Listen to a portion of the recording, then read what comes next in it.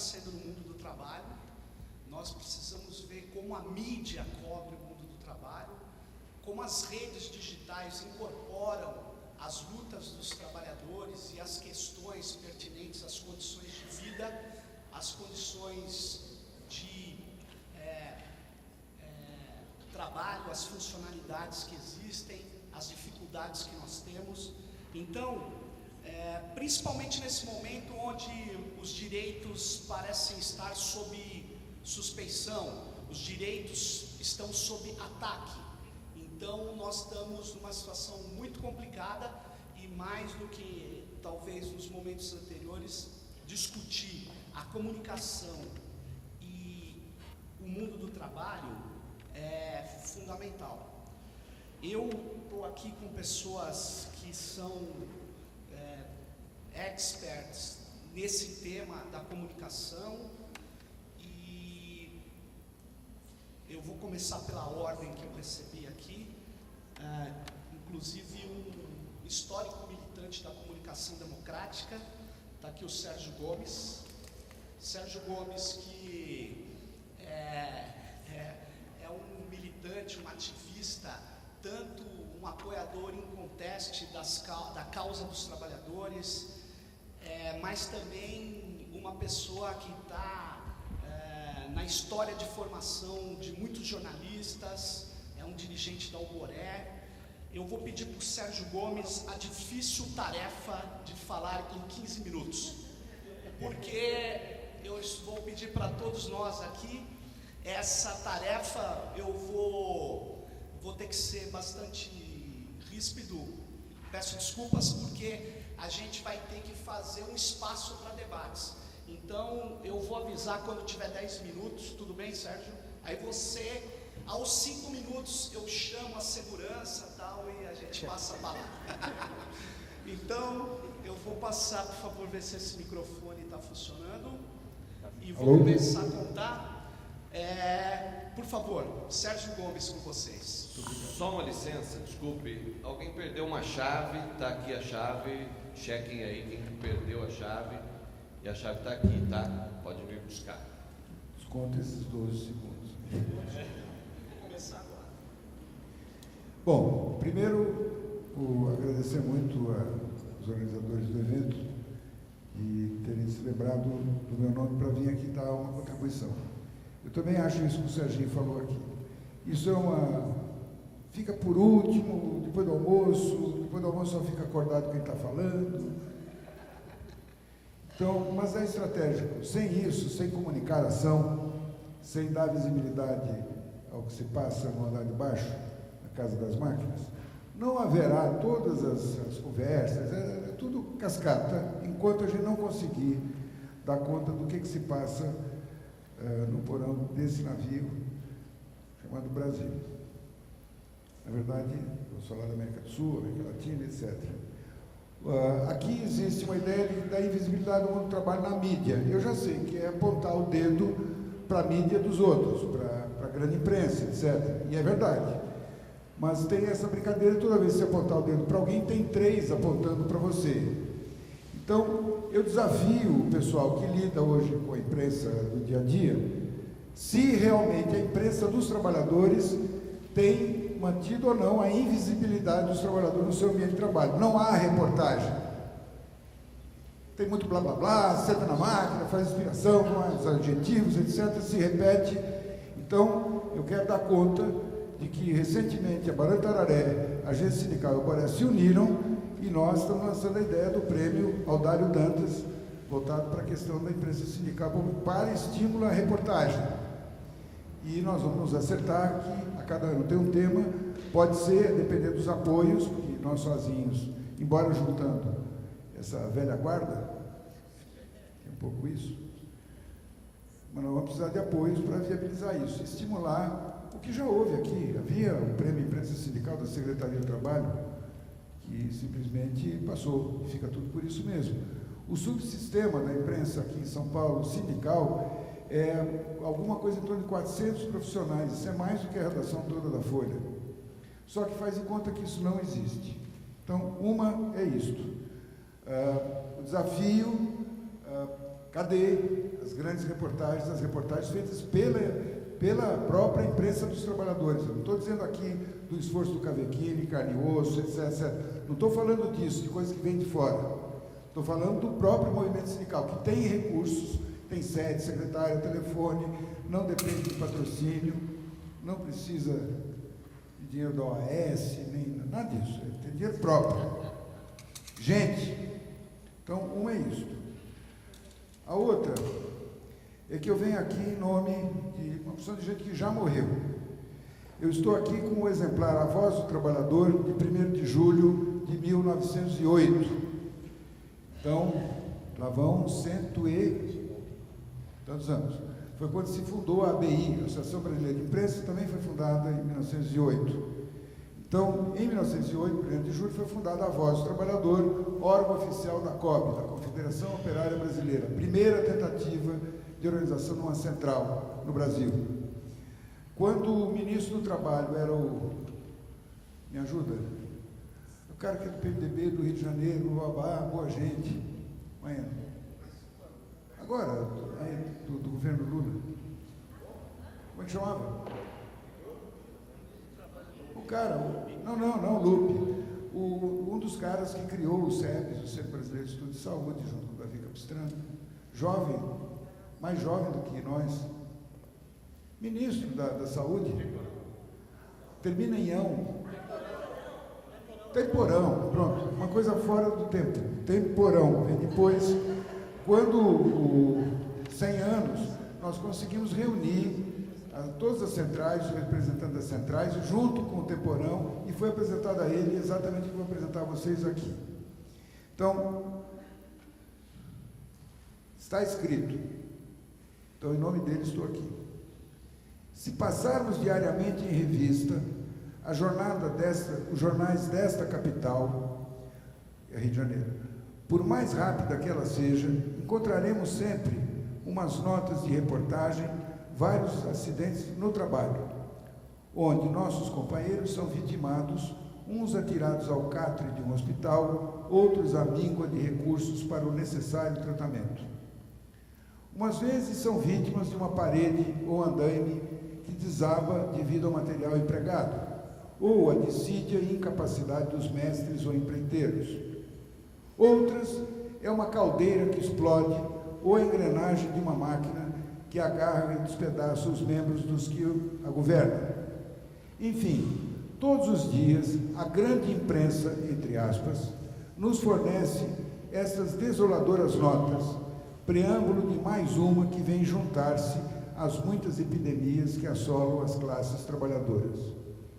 Assim é que, observando nós esses fatos de maneira lacônica, como os senhores jornalistas os encaram, apontando quase sempre como responsáveis as próprias vítimas, nos propomos, neste e nos números que a esses se seguirem, mostrar-lhes, já que tendo em vista não quererem ver, quais são os verdadeiros responsáveis de tanta miséria no lar operário. Portanto, principiaremos por dizer-lhes que deixem os fundos das confeitarias, os rendezvous elegantes, e vão observar nas construções como os encarregados fazem andar os operários, principalmente aprendizes, numa adobadora, a fim de poderem mostrar muito serviço aos patrões. Poderiam ver como, além de empregarem quase sempre nos andames madeira, que o fogo já espera há muito tempo, que não lhe dá o tempo necessário para a sua construção, e que depois, com o peso de outros materiais empregados na construção, não resiste e faz as vítimas de sua imprudência, como dizem muitos aleivosamente. Vão aos centros industriais e verão como nas fábricas trabalham crianças de 6 a 12 anos em trabalhos superiores às suas forças e que muitas vezes, inexperientes, devido à sua idade, deixam-se facilmente apanhar pelas máquinas, noutras, com medo do azorraque dos contramestres. Azorraque é bronca dos contramestres,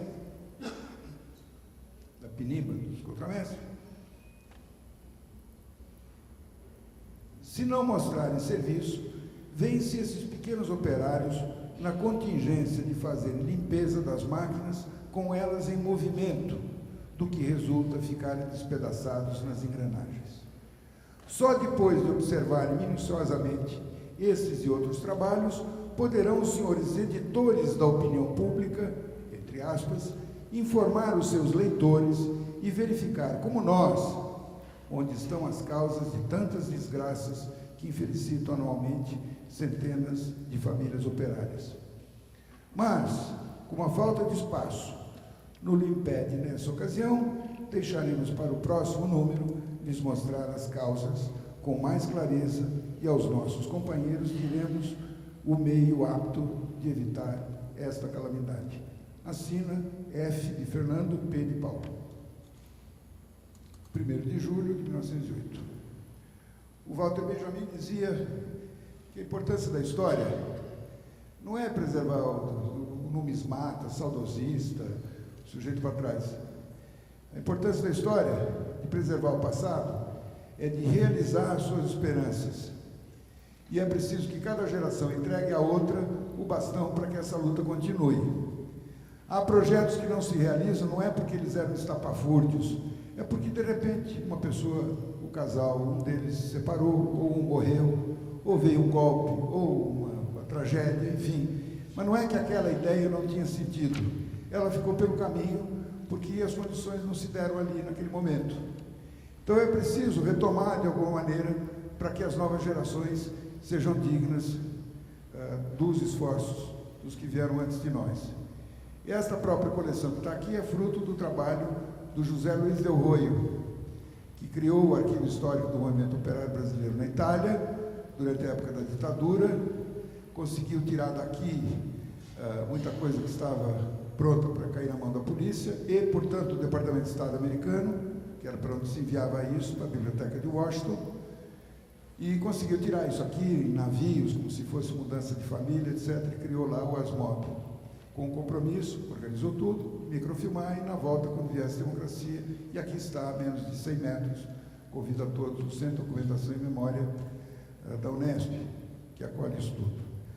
Mas lá só estava metade da coleção, a outra metade estava em Campinas, no arquivo Astrogildo Pereira, Edgar Leonroth, que, se vocês pegarem e entrar no site, ele é autocriado, ele um dia surge lá. Era preciso que se contasse a história, já foram 10 minutos, que quem conseguiu preservar isso foi o Centro Acadêmico Lupe Cotrim, dos estudantes da Escola de Comunicações e Artes, em 1972, quando se descobriu, por acaso, que Madame Bayrão, uma senhora de cabelo azul, que resolveu fazer um curso de francês rápido, porque finalmente ela ia conhecer Paris, passar 3 meses, e foi até uma escola na Avenida Paulista, só que a professora de francês era também presidente do Centro Acadêmico Lupe Cotrim.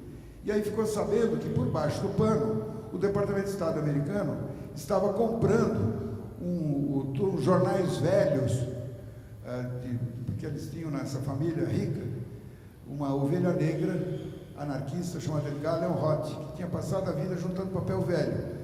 E os caras estavam oferecendo $500 mil por esse papel velho, eles iriam vender, ratear na família, e ela finalmente iria passar 3 meses em Paris. Por isso ela precisava dar uma atualizada no francês. Ora, por coincidência, nós estávamos vivendo a época da Troika. Lembra que houve uma época que a ditadura eram 3? E havia os brasilianistas que estavam pesquisando a história brasileira, e os militares achavam que esses brasilianistas faziam mal à imagem do Brasil no exterior. E baixaram o decreto proibindo que fosse remetido para o exterior qualquer documento histórico brasileiro. A revista Veja deu-lhe uma página inteira. Se vocês pegarem, hoje a coleção está digitalizada, verão lá, que é o Dom Pedro falando de independência ou morte em inglês, o Marechal Deodoro em cima de um cavalo em inglês, tudo em inglês, que era exatamente falando de que a partir da... Ora, se estava proibido, fomos ao diretor da escola, Antônio Guimarães Ferri, que desde pequenininho queria ser reitor da USP, e ele era muito amigo do Buzaide, do Gaben Silva, etc. e o Passarinho, que era ministro da Educação. E nós exigimos, no centro acadêmico, na sala do diretor, que ligasse para o ministro da Justiça e da Educação, mijar nessa espoleta, impedir que esse material saísse. Conseguimos. Mas aí a USP não tinha dinheiro nem vontade de ter esse material. Fomos ao Paulo Duarte, blá, blá, blá. Afinal, depois de uma longa história, Zeferino Vaz, um conservador lúcido, certo? Percebeu que a Unicamp já podia nascer grande se conseguisse trazer de volta alguns dos nossos exilados. E assim foi que a Unicamp acolheu o que vai ser chamado de Arquivo Edgar Leonroth.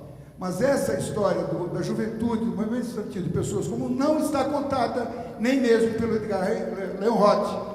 É preciso que o Arquivo Edgar Leonroth diga que foi a juventude, na década de 70, que, usando no meio de todas essas contradições, conseguiu preservar isso. E lá estava a metade que faltava ao ASMOB. Juntamos as duas coisas, elege-se Montoro, Audálio Dantas vai ser o superintendente de imprensa oficial, e aí a gente faz a reimpressão facsímile desta coleção. Eram para ser 5.000 exemplares, mas o cara lá da imprensa oficial mandou fazer só 1.500. Quando descobriu que a mulher dele, Marise Egger Macaneva Moelwald, que era da equipe do Alboré, ele tinha se separado, e esse cara de sacanagem, de pinimba, mandou que não fizesse 5.000, só 1.500. Para si. Você vê, portanto, o grande partido brasileiro chama-se PVR, o Partido dos Vaidosos e Ressentidos. Esta putada que aponta a lua e olha para o dedo, não é isso? Deu os 15 minutos? Você tem 1 minuto. Muito obrigado a vocês todos.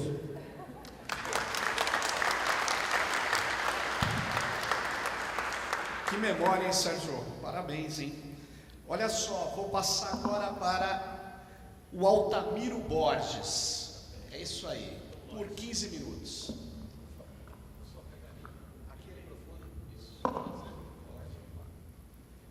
Boa tarde a todas e a todos, boa tarde.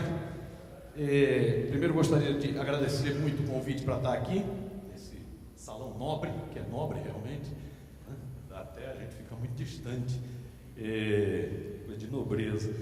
E parabenizar muito a iniciativa, esse evento. Eu gostaria de lançar aqui algumas ideias para debate.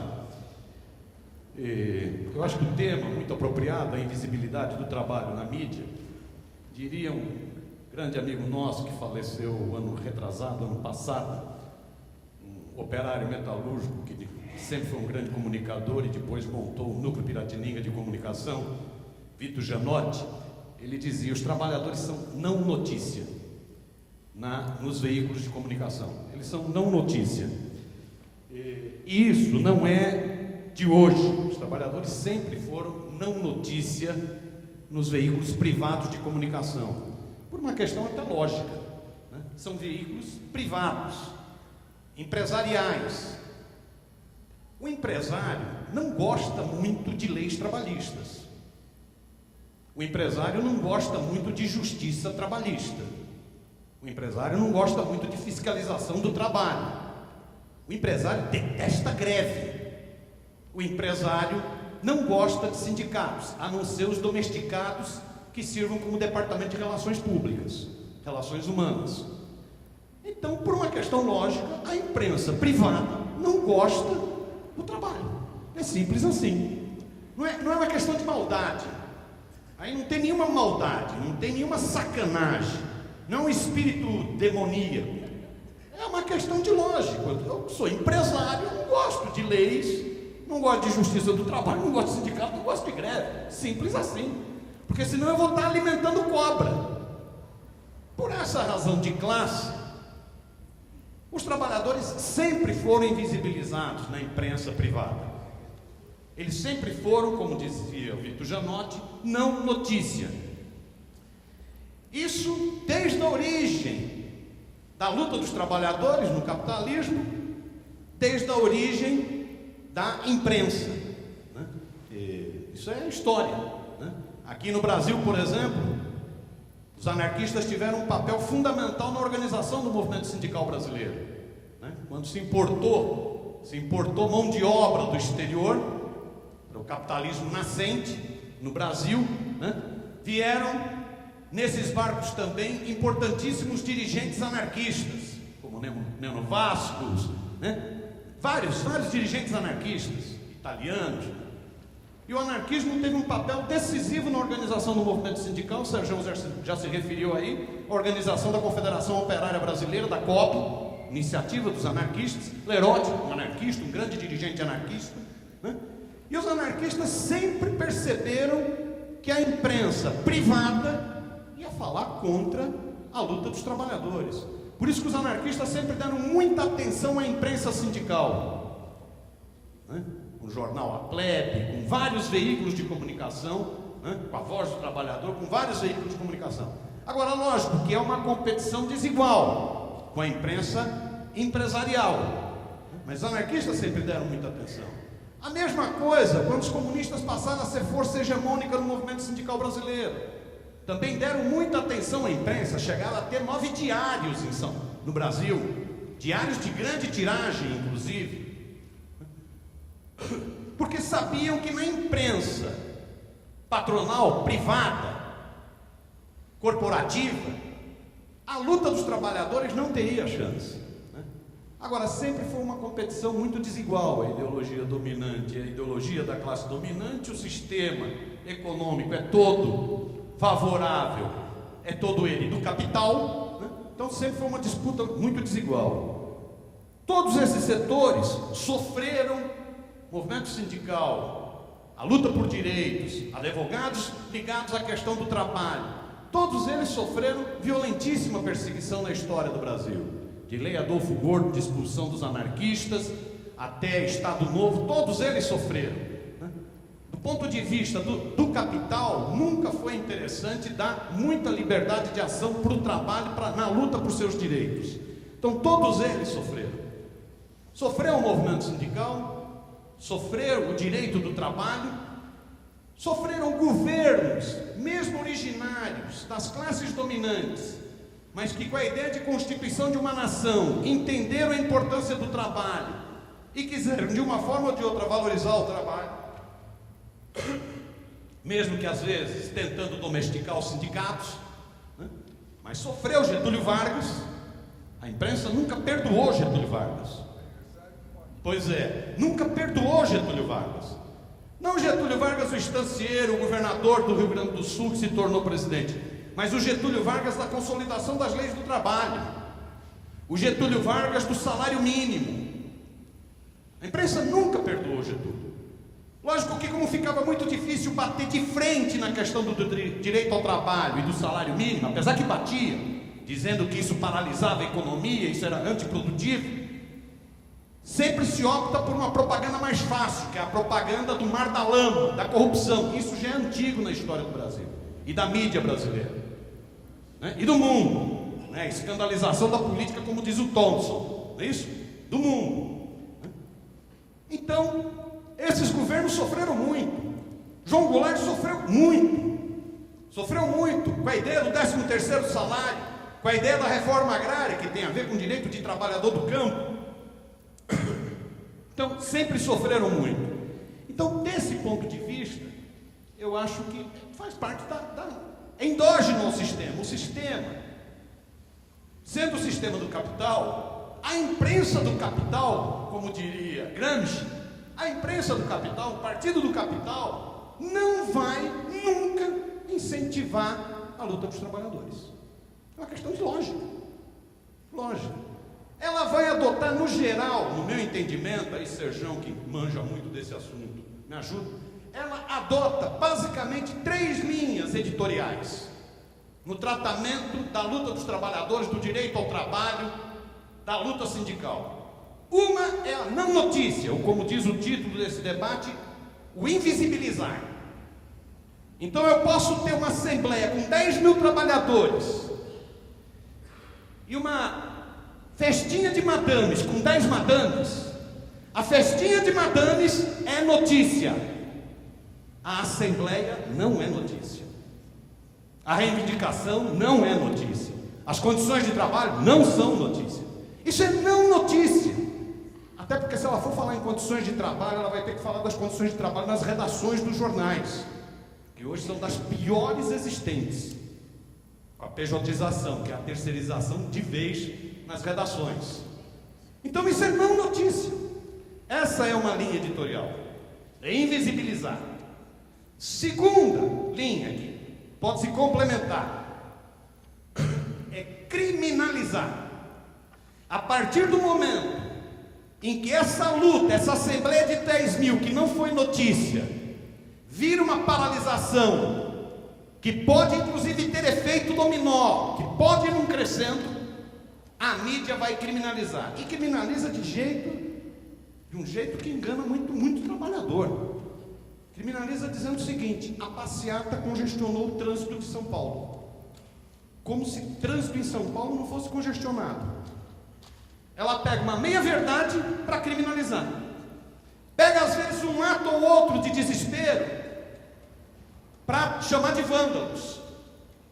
Então, se é um trator do MST que passa numa laranjinha, isso vai ser destaque no Jornal Nacional por vários dias. Não vão falar nada das ilegalidades da Cutrale, mas vão falar do tratorzinho durante vários dias no Jornal Nacional. Isso é criminalização, é uma segunda linha. E uma terceira linha que ela usa de vez em quando é tentar pegar carona na própria luta social. Tentar se aproveitar de luta social. Aqui muita greve de transporte em São Paulo, às vezes a gente fica sabendo que o dedo não foi bem dos trabalhadores, foi dos empresários do transporte. Ela tenta pegar carona. Vídeo que ocorreu recentemente na tal greve dos caminhoneiros, que não era uma greve, era um local de patronal. Ou vídeo que ocorreu no Chile, ou vídeo que ocorreu no Brasil em 64. Então ela ou é não notícia, invisibiliza, ou criminaliza, ou tenta pegar carona. Essas, no meu entender, são as três grandes linhas.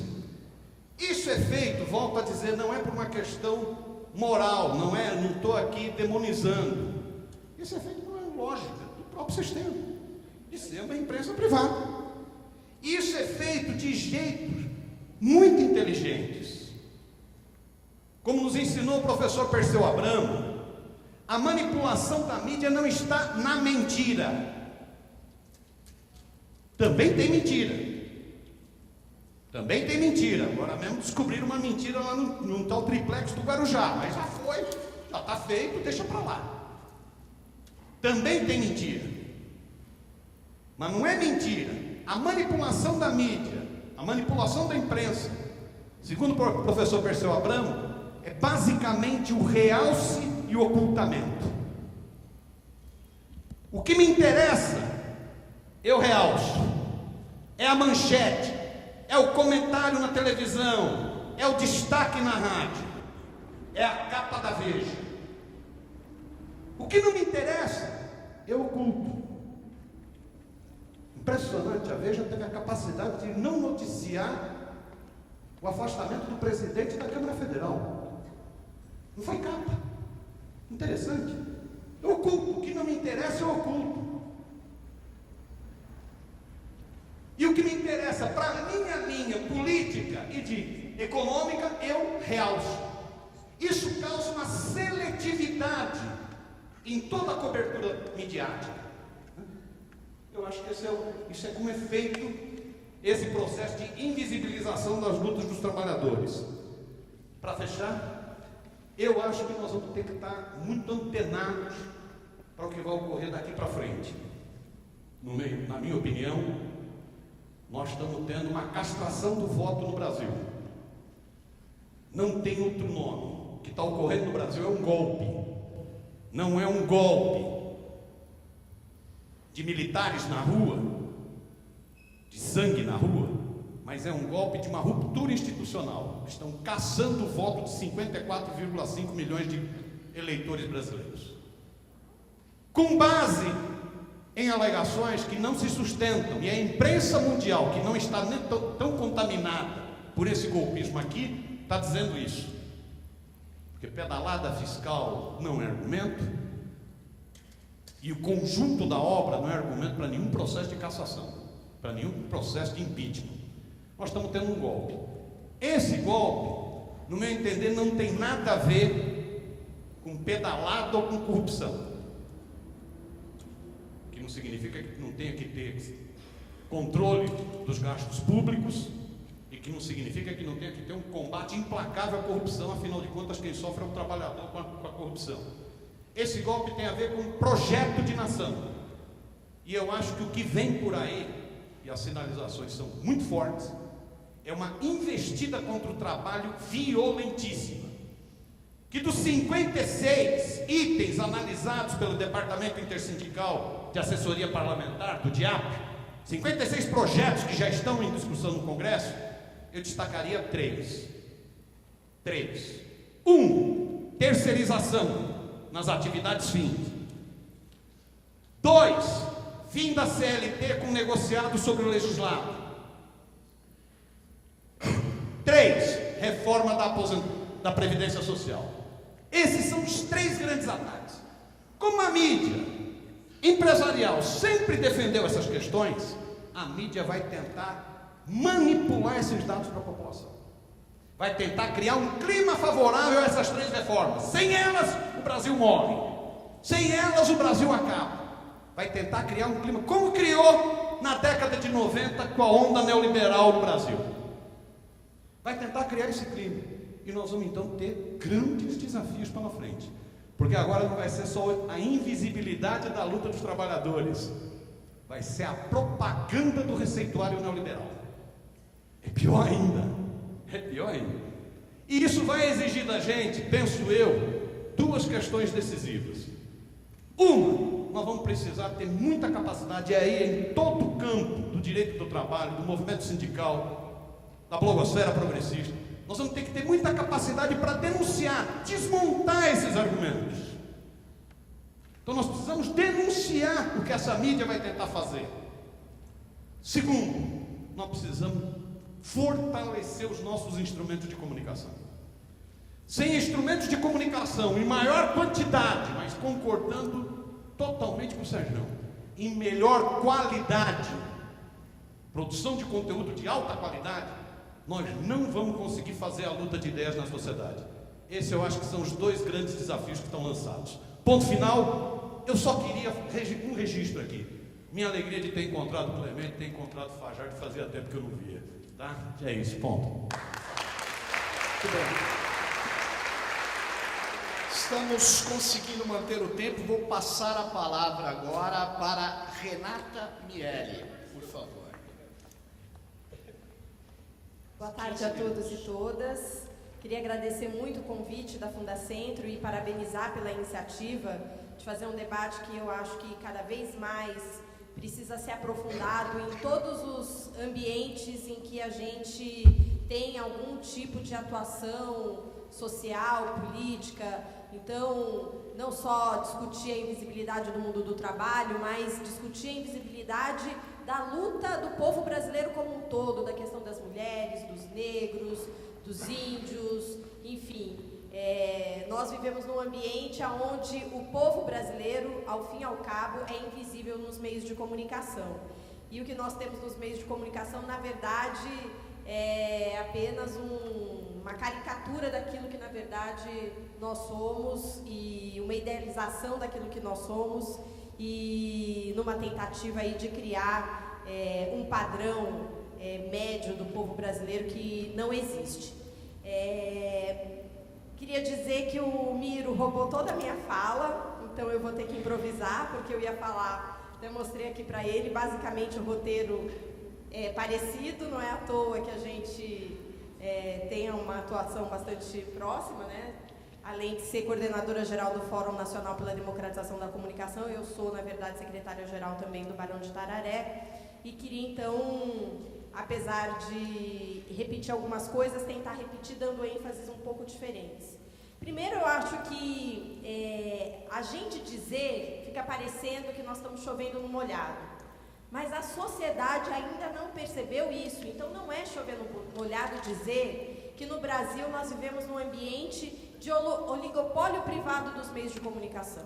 São apenas 5, 6 grupos econômicos familiares que detém 80%, 90% de toda a circulação de informação, de entretenimento, de cultura pela grande mídia brasileira. Alguém pode dizer, mas 5 é muito, 6 é muito, mas eu convido vocês a me dizerem qual é a fundamental diferença entre o SBT, a Globo, a Folha de São Paulo, o Estadão e a Record. Na verdade, não há diferença, porque eles fazem parte da elite política, financeira, cultural da sociedade brasileira. E os nossos empresários da comunicação, que são grupos familiares, todos eles também têm negócios em outras esferas da sociedade. Então vamos dizer aqui um exemplo que eu acho que todo mundo sabe.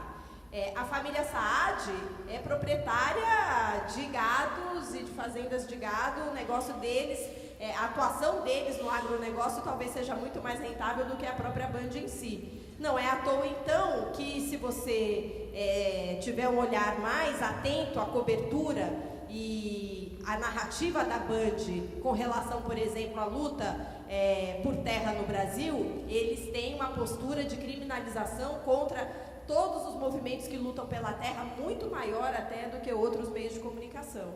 Então, todos esses meios de comunicação privados no Brasil, eles também têm os seus tentáculos em outras esferas e interesses econômicos na sociedade brasileira. Então, essa elite, como disse o Miro, ela defende os interesses da elite política e econômica do nosso país. Então, por isso, tantos de nós somos invisíveis nos meios de comunicação.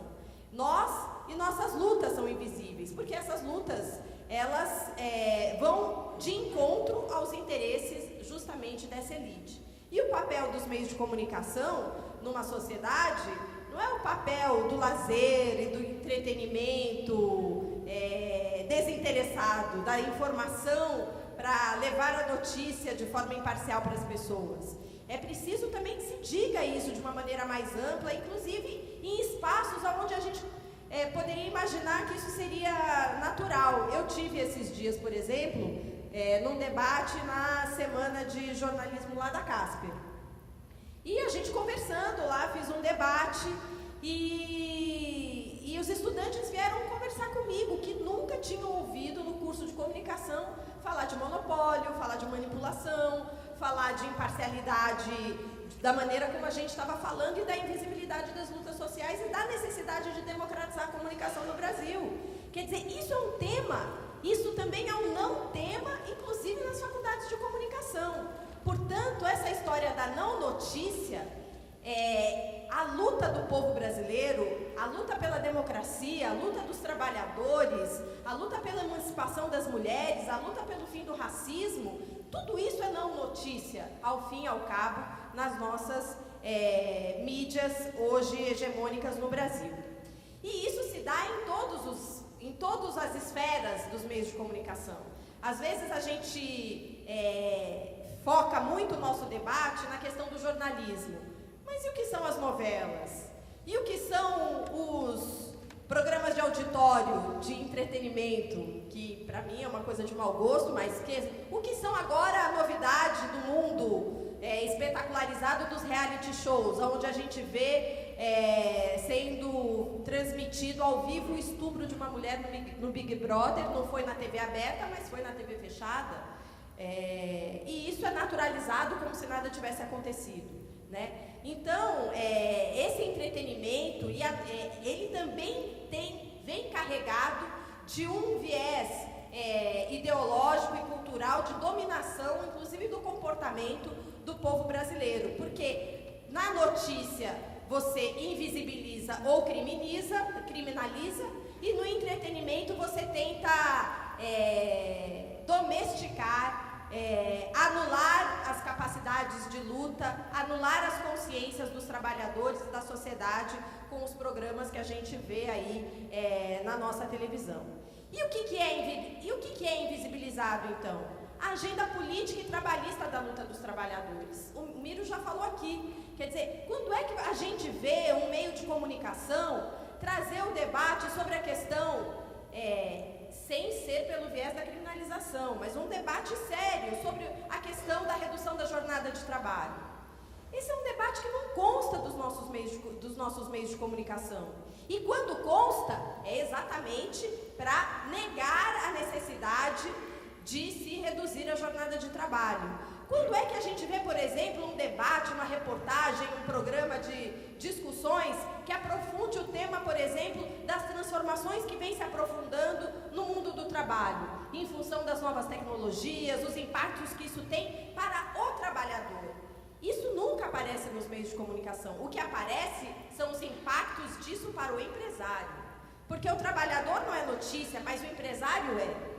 O interesse do trabalhador não é notícia, mas os interesses dos empresários são. Por isso que nós temos nos jornais um caderno de economia ou um caderno de mercado, mas não temos um caderno destinado para discutir a questão do trabalho. Por isso que nos jornais, quando a gente vai discutir algum tema, nos telejornais ou no rádio, quando vai discutir algum tema que diz respeito à questão do trabalho, quem vai comentar é um economista, ou quem vai comentar é um administrador formado por uma dessas escolas conceituadas no país. Você nunca vê, por exemplo, convidado para fazer parte de uma entrevista ou para fazer um comentário sobre algum tema que está em debate na sociedade, o presidente de uma central sindical, porque os trabalhadores não são fonte. Então, a invisibilidade, isso é natural. E o próprio trabalhador e os trabalhadores acabam tendo isso como natural, porque a mídia hegemônica, ao ocultar, ela naturaliza o próprio ocultamento. O Miro citou o Perseu Abramo, e eu sempre gosto de citar o Oduvaldo Viana Filho, Vianinha, que ele dizia que o problema dos meios de comunicação não está exatamente naquilo que eles transmitem, que eles exibem, mas naquilo que eles deixam de exibir.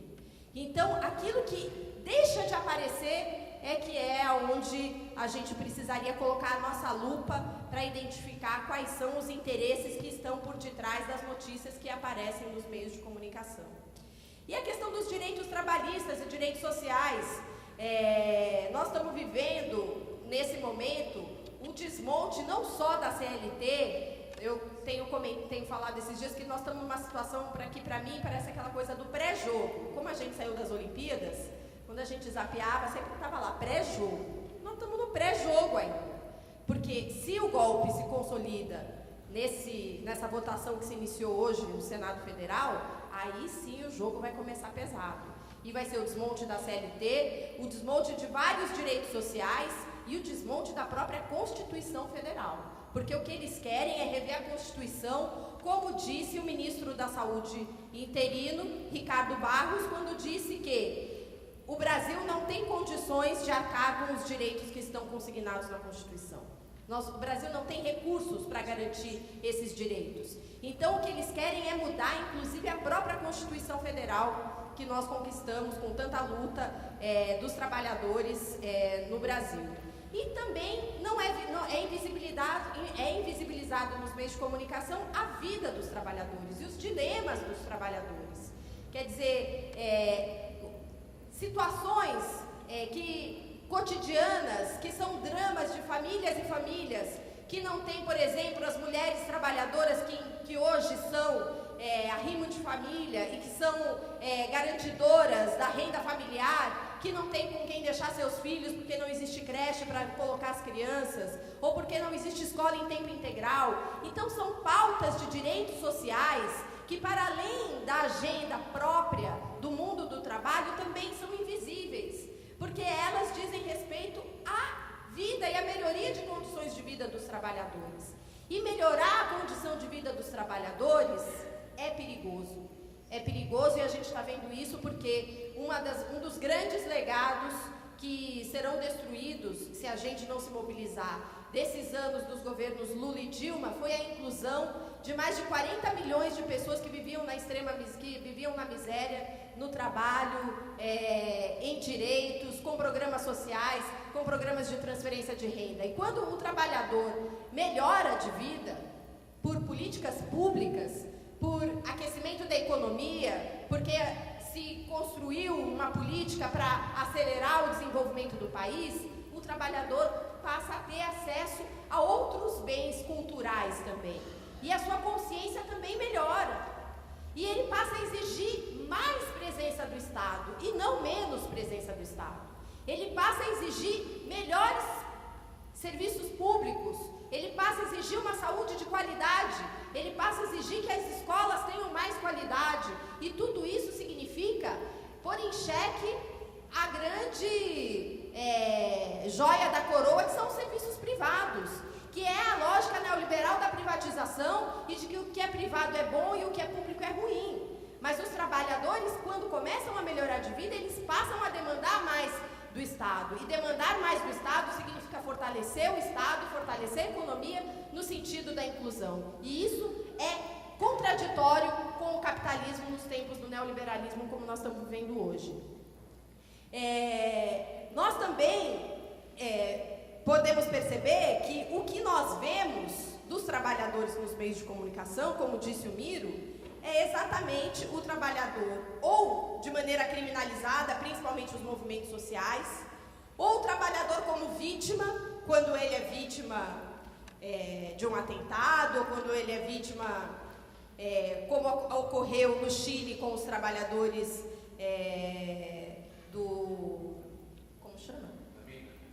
dos mineiros do Chile, né? Ali o drama de vida daqueles homens que trabalhavam naquela mina, com as piores condições de trabalho, adoecendo, morrendo em função do trabalho, esse drama nunca foi notícia. Mas no momento em que eles foram vítimas de um acidente, isso virou notícia. Mas e depois? Como isso se reverteu numa melhoria de condição de vida para os trabalhadores que trabalham em Minas? Isso simplesmente foi a questão da Samarco, exatamente. Então, a gente vê também como a mídia tem a capacidade de se apropriar do drama dos trabalhadores para invisibilizar a sua própria luta.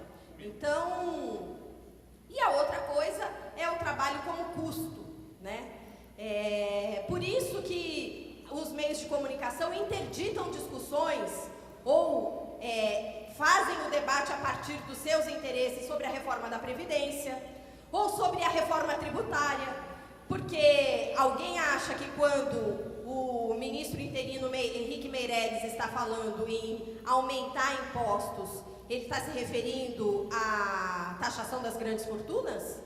Impostos para quem? Agora, qual o debate sério, aprofundado, a reportagem que os meios de comunicação fazem sobre a situação tributária do país e como ela contribui para aumentar as desigualdades sociais?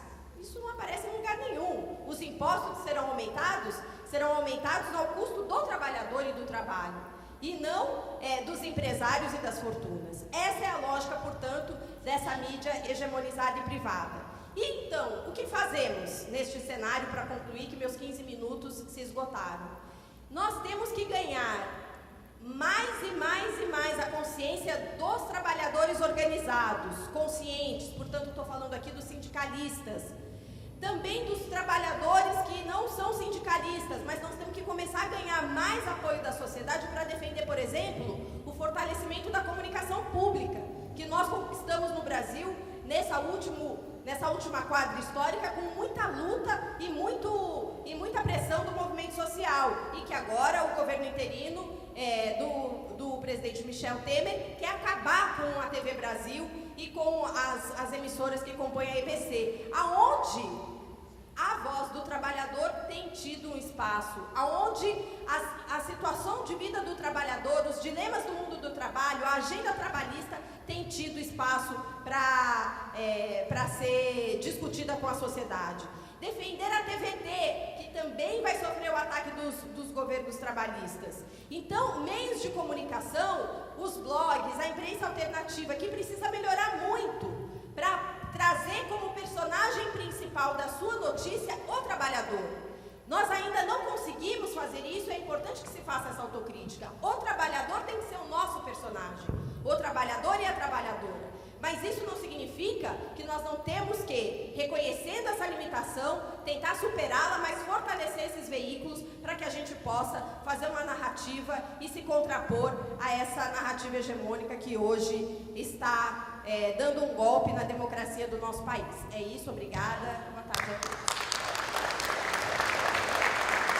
Muito obrigado, Renata. E nós vamos passar imediatamente aqui para o Caio, que vai fazer uso da palavra por 15 minutos. Por favor, Caio. Boa tarde a todos.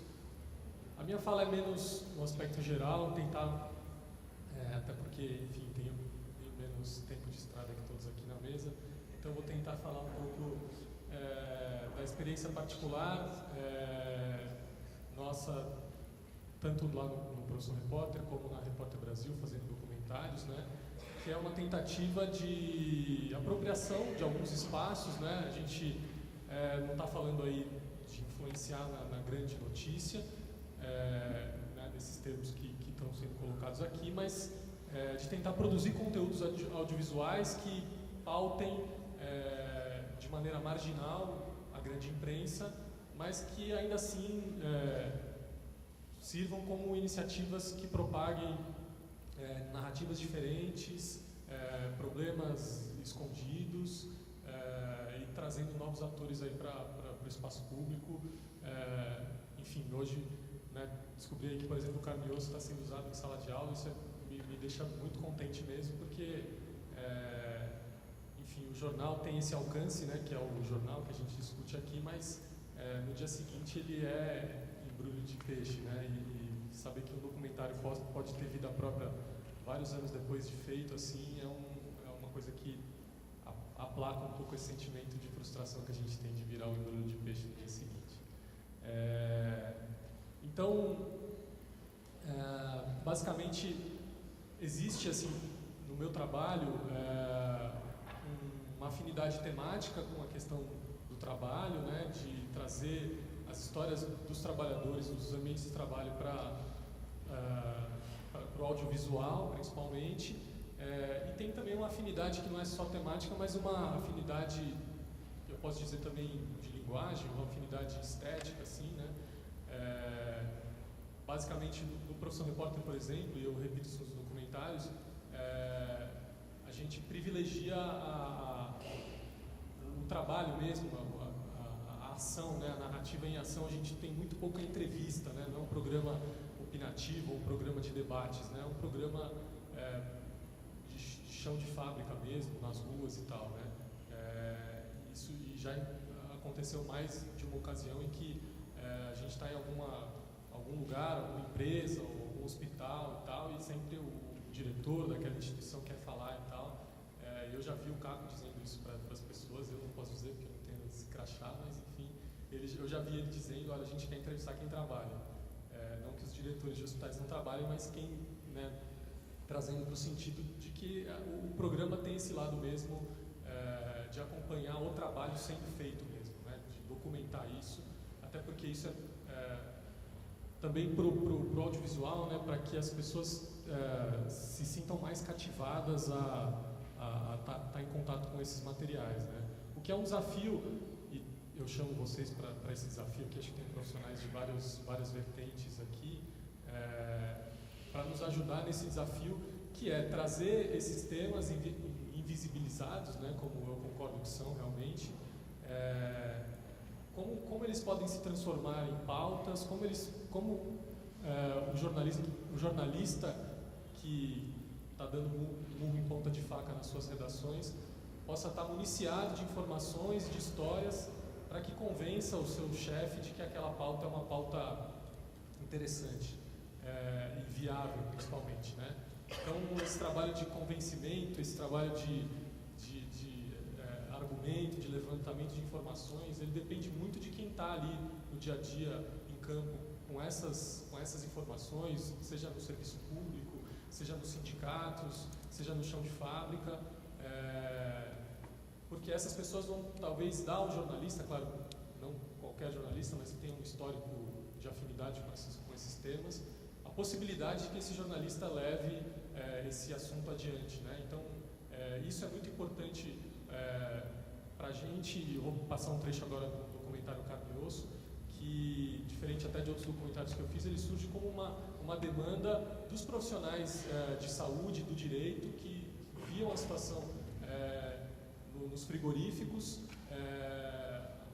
um grande número de ações trabalhistas, e os frigoríficos são campeões nacionais, queridíssimos, etc.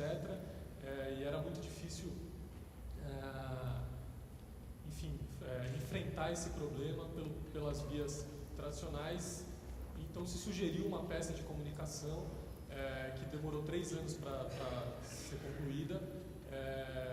E aí a gente também, ao abraçar esse desafio de fazer um documentário sobre o trabalho nos frigoríficos, a gente também falou, bom, esse documentário não pode ser um documentário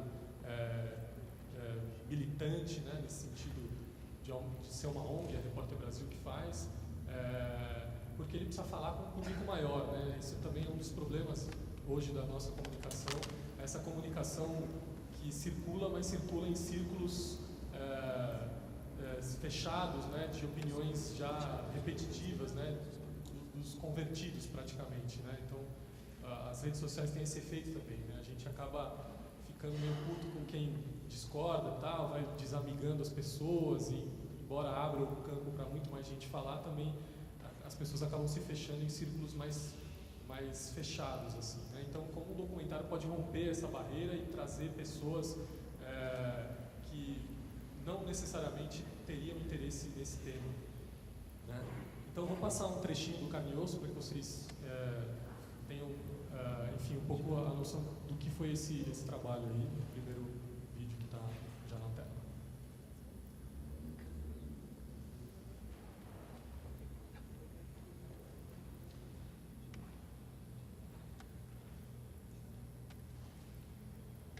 Acho que pode ir dando play, porque até desligar lá em cima demora um pouquinho.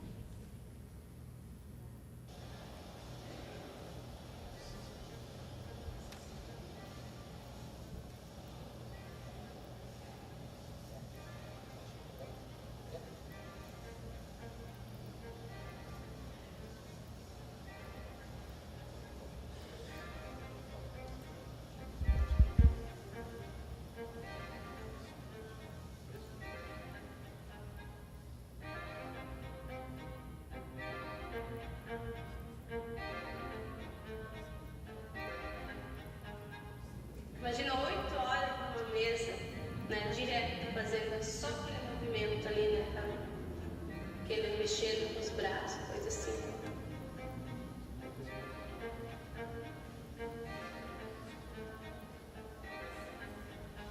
Todo dia eu pegava a faca e ia desossar, tirava a carne do osso, e a mesma atividade o dia inteiro, de manhã até a final da tarde.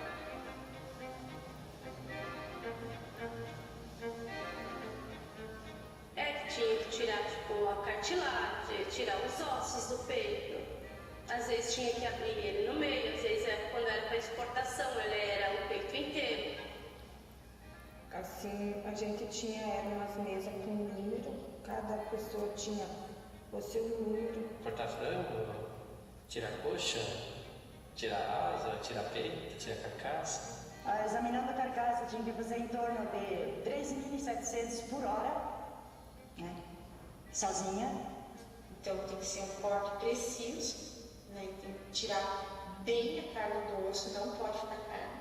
Tem que tirar a cartilagem, não pode ter cartilagem. Tem que cuidar para não rasgar a pele.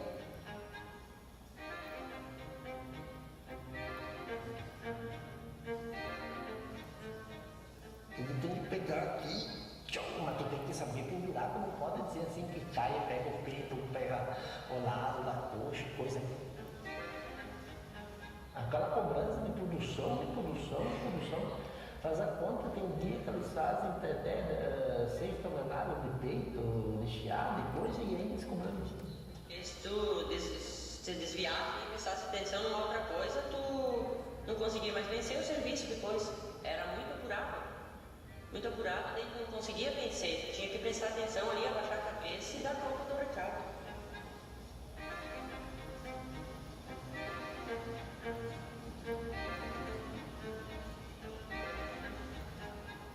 Se demorasse, olha, se sentasse uma mosca no rosto da gente, não dava tempo de fazer assim com a mão pra...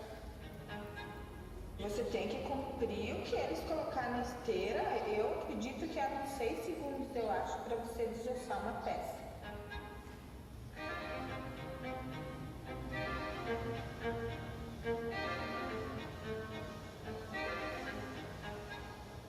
Porque o ritmo é muito acelerado. Tem épocas que não, mas aí tem épocas que eles firmam o contrato de exportação lá, tantas toneladas lá, eles têm que fazer. Aumenta a velocidade da linha e tem que andar. Você dá alguns segundinhos para tu achar a faca, né? Mas fazia em média de 4, 5 por minuto. Eram 1.800 carcaças por dia. E é bem acelerado. Aquela esteira ela era ligeira, você tinha que vencer ela, né? Era muito rápido, ia muito rápido. Era muito rápido.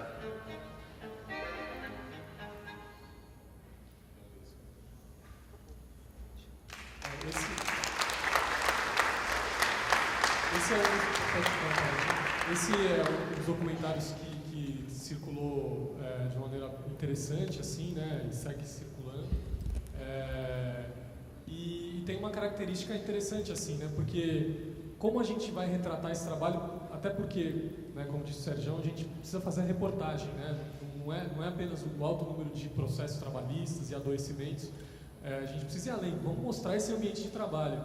Então, basicamente, nesse caso, a gente contou com a ajuda de fiscais do trabalho que iam fazer as inspeções, a gente conseguiu, né, acompanhar junto, e mesmo assim nas inspeções sempre fica ali o encarregado, tá? Então a gente foi com 2 equipes, uma com uma câmera de vídeo e a outra com uma câmera fotográfica. A câmera de vídeo era basicamente uma equipe quase que isca, que não estava gravando nada, estava gravando, mas não usei nada. E a equipe de fotográfica, hoje em dia todo mundo já sabe, mas né, quando a gente fez menos, que as câmeras de foto fazem vídeo e às vezes melhor do que a de vídeo. E a câmera fotográfica que na verdade estava fazendo documentário. Então, essa foi a artimanha que a gente usou para poder estar nesses lugares, documentando esses processos aí. Eu queria passar um outro trechinho aí, antes que acabe o tempo, de um outro documentário que tem uma outra história, e também depois, se vocês quiserem perguntar um pouco sobre como é fazer esse documentário, a gente pode esticar. Mas é o Jaci, que é um documentário sobre construção civil, sobre a obra de Giral. E aí a gente utiliza uma outra estratégia para conseguir ter acesso a lugares inacessíveis, que são esses ambientes de trabalho. Júnior, ela pediu para me definir Jaci Paraná em uma palavra. Sabe o que eu vou definir? Em uma palavra. Ela pediu para me definir Jaci Paraná em uma palavra. Sabe o que eu vou definir? A cidade do pecado. Concorda?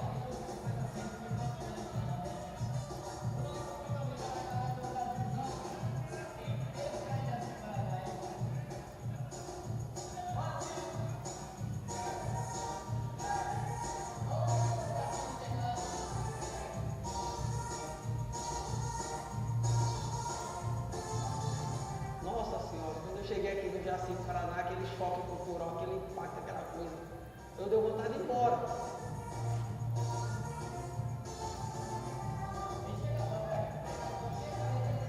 Eu sou uma mulher de Pará. Você não pode me colocar dentro de uma casa. Com tudo dentro, com tudo que uma mulher precisa. Você pode? Você vai fazer isso pra mim? Não.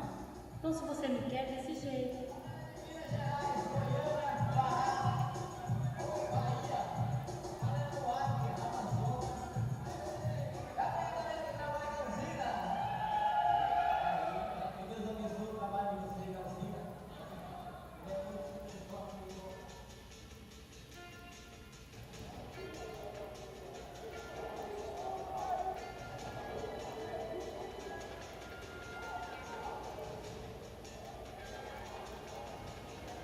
Oh.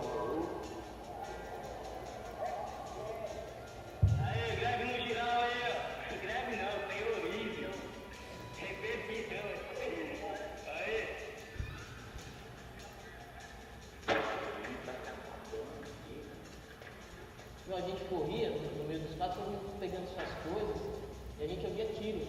Não, é tiro, não é tiro de borracha. A polícia sentando borrachada no pessoal, no trabalhador. Bia, levava o Diogo caindo lá. Foi uma verdadeira operação de guerra. Meu, tem 18 mil homens lá.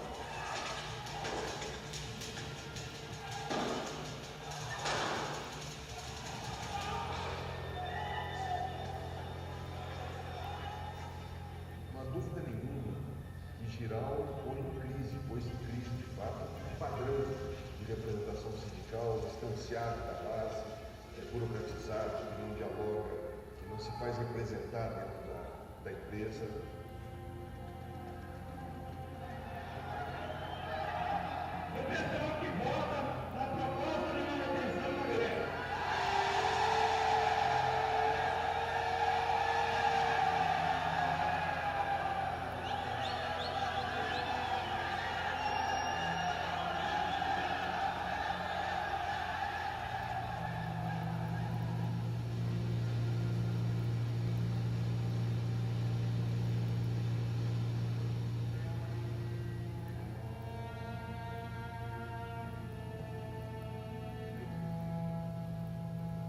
O governo federal e o próprio Ministério do Meio Ambiente apresentam maneira do caso de todos, de que é possível fazer o zero direto na Amazônia com baixos impactos sociais e ambientais, quando nós estamos dizendo o contrário.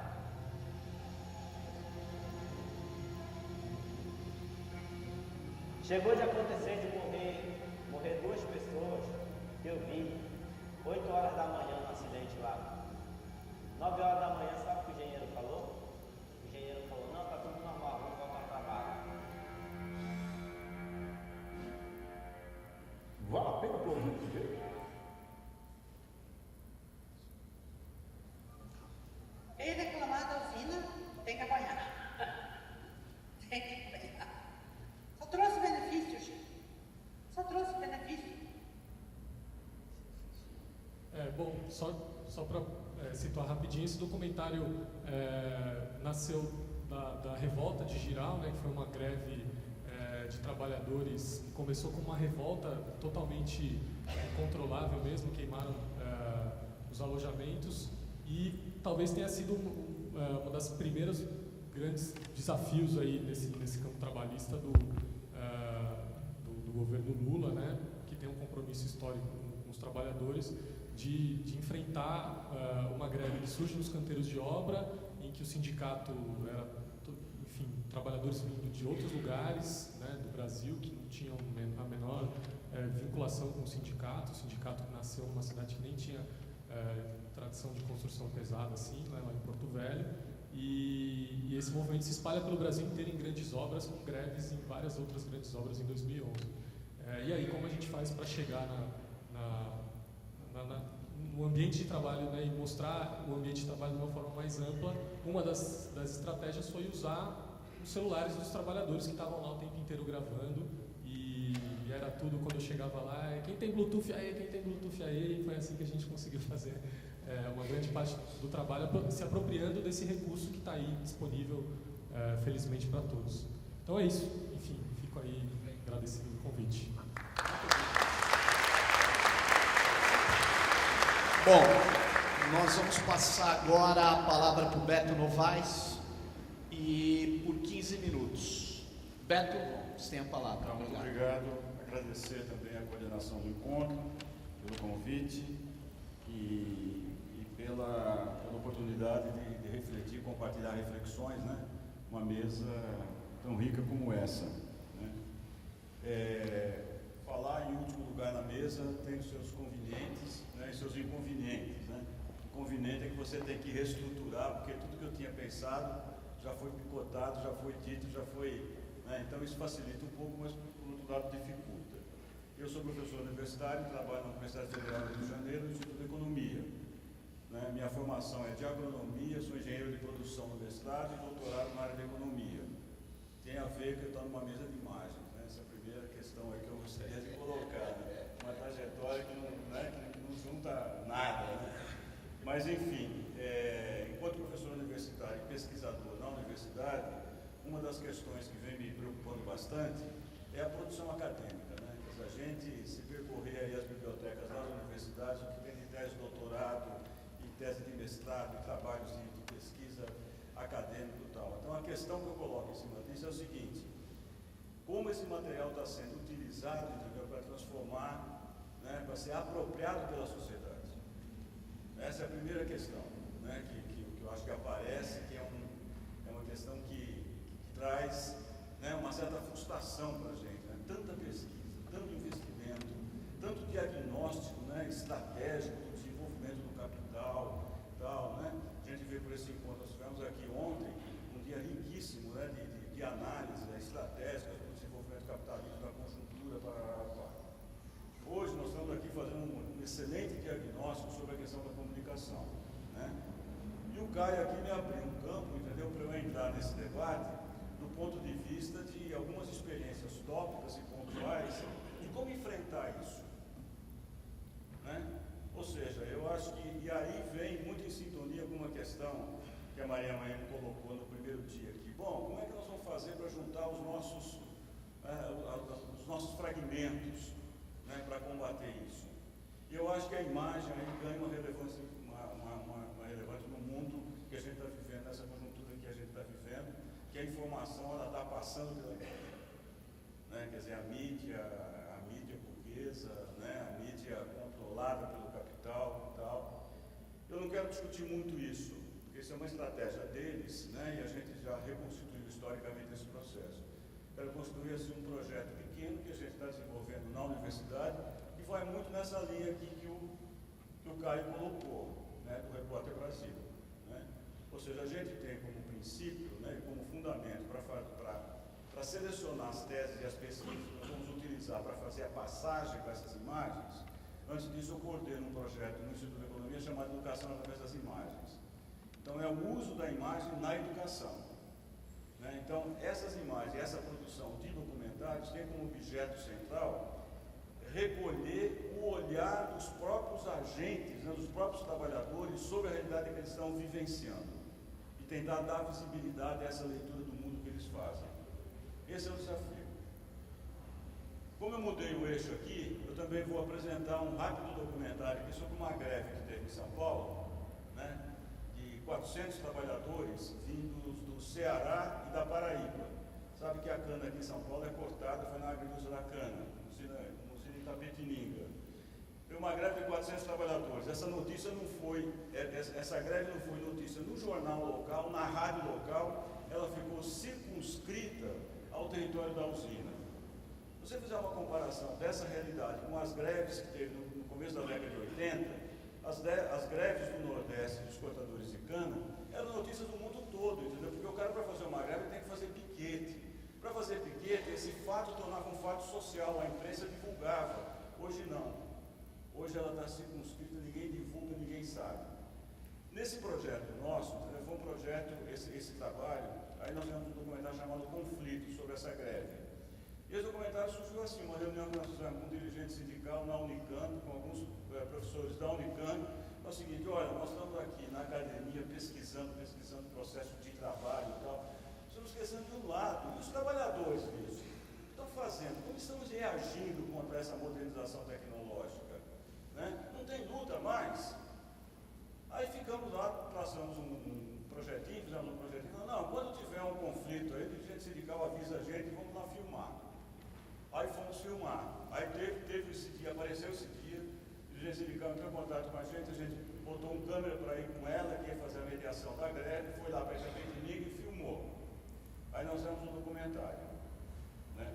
Só que esse documentário aconteceu a mesma coisa que você narrou, né? A gente tinha filmagem de um dia para uma greve que durou 7. Bom, como terminar esse documentário? Como editar esse documentário? Aí, de repente, a gente via, assim, pelas imagens que o nosso câmera filmou, que por trás dele vinha um batalhão de trabalhadores com seus celulares nas mãos, filmando o que o cara estava filmando. Aí ele falou: pô, vamos entrar em contato com o sindicato lá no sertão da Paraíba, que o dirigente sindical deve chamar esses trabalhadores e deve ter essas imagens. Para surpresa nossa, algumas imagens estavam na memória do celular. Mas alguns trabalhadores levaram isso numa lan house, né, para transformar as imagens que ele tinha em DVD, e mandar esse material para a gente, e aí nós conseguimos terminar esse documentário que se chama Conflito. O que eu estou querendo trazer com esse exemplo para a nossa reflexão, né? A tecnologia de imagem hoje evoluiu muito, nós não dependemos mais, graças, entendeu, à luta dos trabalhadores e tal, de ter como referência básica essa mídia aí, essa mídia burguesa oficial que a gente tem outros caminhos, e são esses outros caminhos que nós temos que trilhar. Então eu queria passar para vocês, rapidamente, esse documentário, em 2 minutos só, e eu vou entremeando um pouco a fala com essas questões. Conflito, por favor.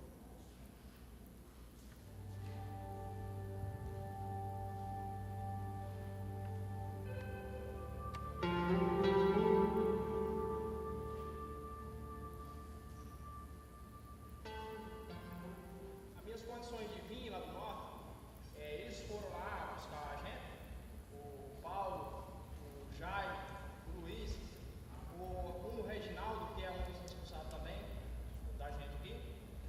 Lá eles teve bastante reunião, prometeram muitas coisas pra gente, né? Inclusive moradia boa, salário de boas condições, né?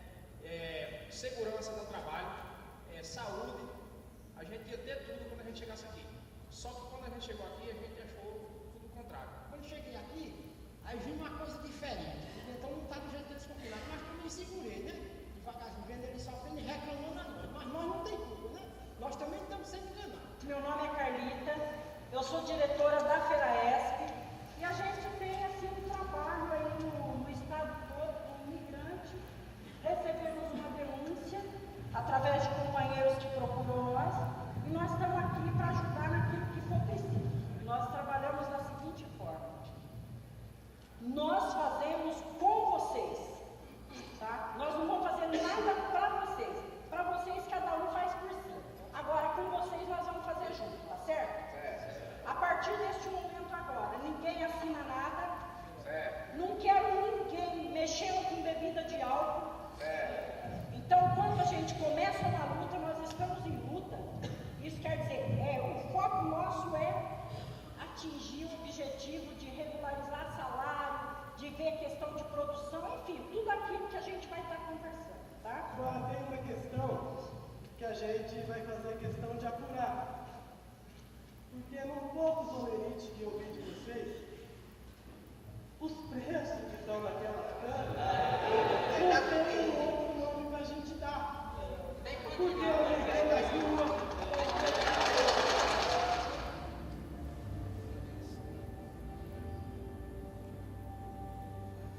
Bom, então aí, a gente, ou seja, tirando algumas conclusões, né?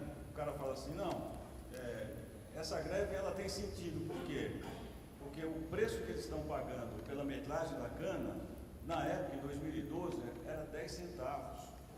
Hoje, aqui em São Paulo, estão pagando R$ 5 a tonelada de cana cortada. E o trabalhador, para ser inserido no mercado de trabalho, né, para passar pela seleção da usina, ele tem que cortar hoje, no mínimo, 10 a 12 toneladas de cana por dia. Né? Imagina você cortar 10 a 12 toneladas, você corta 10 toneladas a R$ 5 a tonelada, né? Você vai fazer uma diária de 50. E esse trabalhador, quando vem do Nordeste para cá, né, ele traz nos ombros, né, o peso e a responsabilidade de abastecer a família que ficou, de abastecer o filho que ficou, de abastecer a mulher que ficou, né, de pagar a luz e pagar a água, de pagar alojamento, né, de ser roubado nas medidas na produção. Né? Pena que o nosso tempo vai embora, mas eu teria assim, vários elementos para a gente encontrar por aí essa informação e discutir essa informação. 10 minutos ainda tenho? Não, você tem 5. Eu tenho 5, já foram 10. Né? Bom, então, ou seja, à medida em que a gente vai entrando nesse mundo, que tem como referência o olhar dos próprios trabalhadores, vários temas vão aparecendo no horizonte. Né? E várias demandas também passam a sair deles para a universidade, dos movimentos sociais para a universidade. Então, por exemplo, eu elenquei aqui algumas questões interessantes, né? Por exemplo, temas sobre migrações, temas sobre trabalho infantil, temas sobre juventude, temas sobre mulher, temas sobre a questão de negritude, né? São temas que a gente tem se apropriado porque são trazidos para a universidade e a partir daí a gente produz um documentário para aprimorar a reflexão e aprimorar a qualidade da luta nossa. Né? Porque essas pessoas que estão lutando também, elas são influenciadas pelos meios de comunicação, que fazem a cabeça das pessoas. Então, como desconstruir isso? Eu acho que esse é o grande desafio. Né? O grande desafio é fazer com que, no meu caso particular, que a universidade se aproxime dos movimentos, que a universidade tenha como locus, né, de reflexão e de debate para construir os seus referenciais teóricos, né, a partir dessa realidade concreta, do mundo concreto que esses trabalhadores vivem, do olhar concreto que eles têm sobre o mundo. Então, fazer, né, esse exercício, né, é um exercício complicado, mas ao mesmo tempo vão surgindo produções, né, que vão articulando alguns elementos, como por exemplo, trabalho em saúde, trabalho em direito. Né? Esses elementos já não podem mais ser desintegrados. Eu não estou fazendo mais um documentário sobre trabalho, estou fazendo um documentário sobre trabalho e saúde. Então nós temos um convênio com a Fiocruz para produzir 3 documentários. Um deles sobre a questão do agrotóxico, né, que foi feito lá no Mato Grosso. Para que produzir esses documentários? Para ajudar na formação do agente de saúde, para pensar a questão do agrotóxico com uma amplitude maior, entendeu? Sobre aquilo que ele está acostumado a fazer, que é o tratamento na periferia do atendimento básico. Quando muda o perfil da doença, já pega o trabalhador com câncer. Como é que nós podemos tratar a saúde de uma forma preventiva? Ou como nós podemos tratar a relação entre trabalho e saúde? E aí eu queria mostrar mais um rápido documentário, 2 minutinhos, Nuvens de Veneno. É um trailer do documentário que nós fizemos.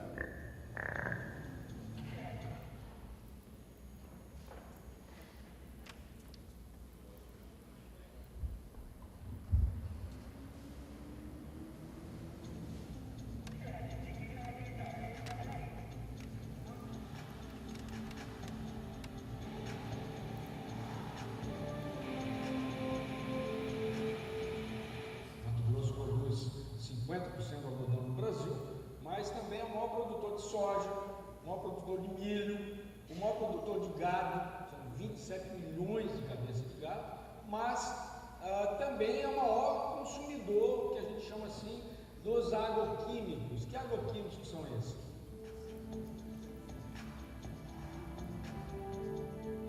Nós temos um campo de aviação logo que adianta, esses aviões, eles passam por cima da comunidade. Se o senhor prestar atenção, tem muita gente contaminada. Só que aí eu não sei assim se chega a virar um câncer. Agora, contaminado de imediato assim, tem bastante gente que é contaminada. Foi era o dosador, né? E é o que fazia as misturas, né?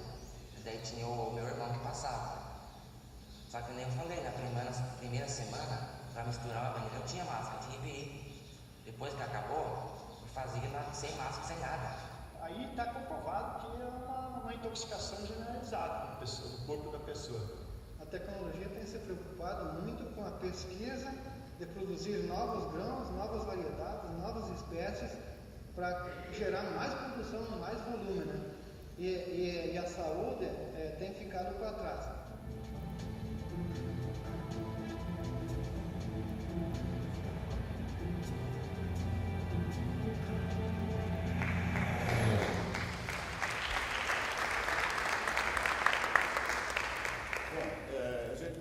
Estender, mas eu só queria aproveitar mais esse 1 minuto que eu tenho para botar aquele PowerPoint da Paraíba. Eu queria entrar no campo da distribuição desse documentário, né? Porque ao mesmo tempo que a gente... essas imagens são meros instrumentos pedagógicos, entendeu? Para que a gente possa aprofundar o trabalho, aprofundar a reflexão. Então, esse documentário só, a exibição desse documentário, que legal, que bonitinho e tal, isso aí não funciona para a gente. A gente quer utilizar esse documentário fazendo oficinas de imagem, treinando multiplicadores para que eles possam levar essa reflexão nos seus locais de trabalho, nas suas comunidades, nas suas regiões. Né? Então a ideia é mais ou menos essa, não é deixar solto. A gente tem um esquema de distribuição pelo YouTube, que estão todos eles acessados no YouTube, mas a gente também trabalha, né, o conteúdo dos documentários e o uso da imagem na educação. Eu quero mostrar para vocês agora um esquema de distribuição, foi uma experiência que eu tive interessante. Tem um documentário que nós temos chamado Migrantes. Aí nós fomos, migrantes da região da Paraíba que vem cortar cana em São Paulo, uma migração temporária. Todo ano, começo de abril, vem o pessoal para cá para cortar cana e volta em dezembro, né? Aí nós terminamos esse documentário Migrante, que é sobre esses jovens migrantes que vêm para São Paulo, passam aqui 6, 7 meses trabalhando na cana. Nós voltamos, no período de entre safra, para a região de onde esses jovens saem do Nordeste, né? E aí eu fiz um PowerPoint, entendeu, de uma ida nossa para lá, junto com 2 dirigentes sindicais aqui que foram com a gente para conhecer a realidade lá, como é que é, e por que a migração desses trabalhadores é uma migração por necessidade, não é uma migração por alternativa de vida. Ou eles saem, ou eles ficam lá sem trabalho, não tem condição nenhuma de ficar. Então, chegando aqui, conseguindo trabalho nessas precárias condições, acho que aqui é muito menor que lá ainda. Como desarmar isso, entendeu, na cabeça dessa gente? Estou falando de 200 mil jovens, entendeu, que migram anualmente para São Paulo para trabalhar no guarda-cana. Hoje diminuiu um pouco devido à mecanização. Então, nós fomos para essa região, uma cidadezinha chamada Tavares. Eu queria que você passasse para mim rapidinho, né, junto com esses dirigentes sindicais. E aí isso daí alertou para a gente um novo esquema de distribuição. Pode passar rápido. Bom, aí a região lá que nós fomos, mas aqui é uma cidadezinha chamada Tavares, de onde saem 13, 14 ônibus por dia, entendeu, para trazer jovens trabalhadores do Nordeste para a região da cana aqui de São Paulo.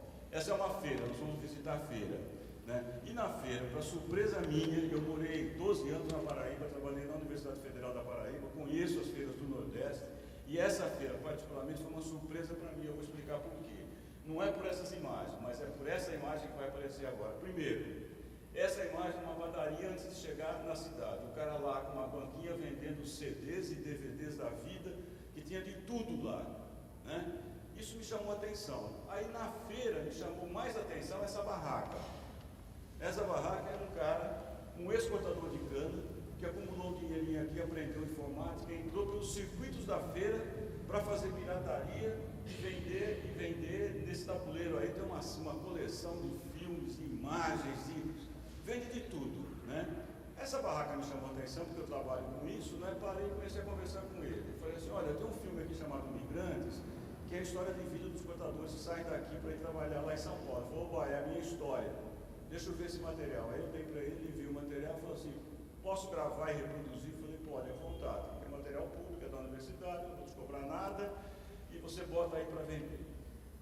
Aí ele ficou todo feliz, botou o documentário lá, e a gente abriu um circuito de distribuição aí nessas feiras. De vez em quando eu recebo uma cartinha dele, olha, estou aqui, maior orgulho, né? Eu fui cortador de cana, agora eu estou vendendo DVD contando a minha história, entendeu? Então, bem interessante, isso que daria para a gente aprofundar.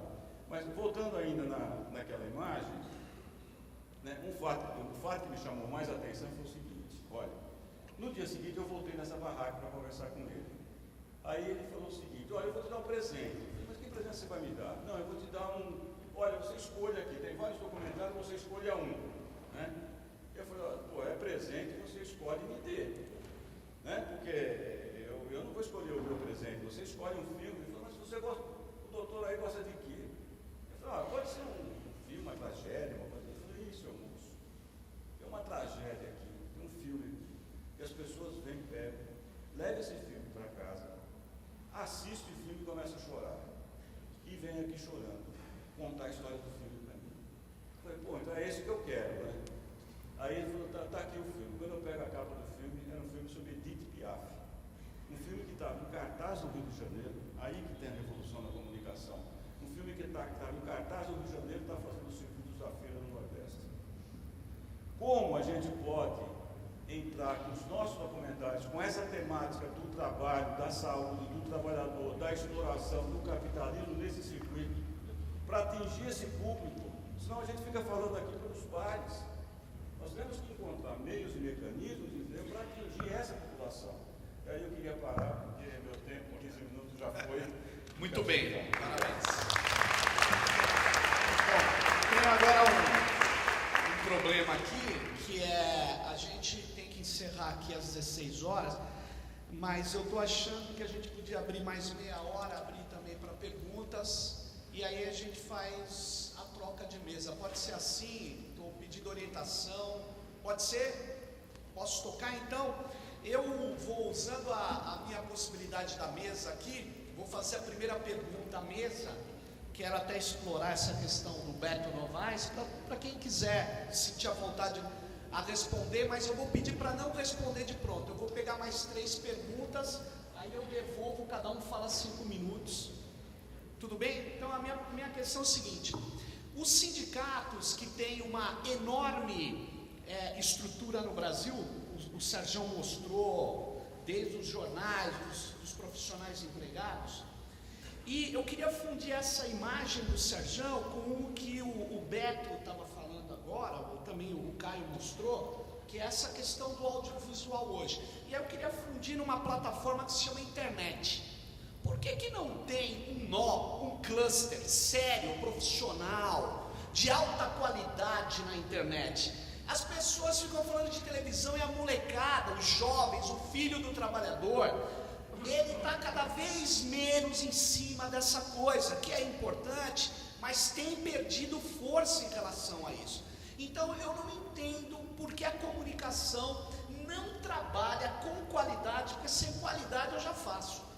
Eu estou falando com qualidade, fazer clusters, nós, juntar força e fazer, na verdade, web TVs, fazer arranjos comunicacionais que sejam multimídia, imagem, som, linkagem. E essa é a minha pergunta, porque a força de uma denúncia, eu sei que está em desuso o Lenin, que era um cara importante no processo de levantar os trabalhadores russos. Ele dizia, uma denúncia vale mais do que 1000 palavras, quando ela é contundente, quando ela traz a realidade. E a realidade é dura. É possível trabalhar isso. A gente viu com o Wikileaks, um vídeo do Wikileaks abalou o Império Americano, do ponto de vista da comunicação. Essa qualidade não dá para ter, em vez de ficar falando ali, a gente fazer uma coisa séria em relação a isso. Essa é a minha pergunta, eu vou abrir agora para as demais perguntas. Por favor. Bom, como reunir os dispersos? Boré é para isso. Boré é uma língua, uma palavra em tupi, e juntar os dispersos para se reunirem em assembleia e lutarem. Então não é um instrumento de comunicação de ataque, é de defesa, lutar em legítima defesa. Essa é a questão. Felizmente, nesse salão nobre da faculdade, estamos na USP, embora muita gente não se dê conta disso. Então, um dos lugares de reunião é um lugar, a universidade. Você é da Universidade Federal do ABC, eu não perderia a oportunidade de chamar para um grande encontro, para a gente tratar disso de verdade. Sou permanentemente preocupado com um negócio chamado consciência infeliz. Quanto mais eu sei, mais eu me sinto incapaz, impotente, incompetente, etc. Me enche um pouco o saco o relatório de que o inimigo é sempre mais forte, acorda mais cedo, dorme mais tarde, tem mais recurso, caralho. Eu não gosto dessa ideia de que o inimigo já ganhou a parada para sempre. Então, eu acho que nós temos que ter lucidez para entender as dificuldades do mundo, mas devemos ter imaginação e empenho para superar as nossas deficiências. E ninguém pode se meter nelas. As dificuldades são do mundo, as deficiências são nossas.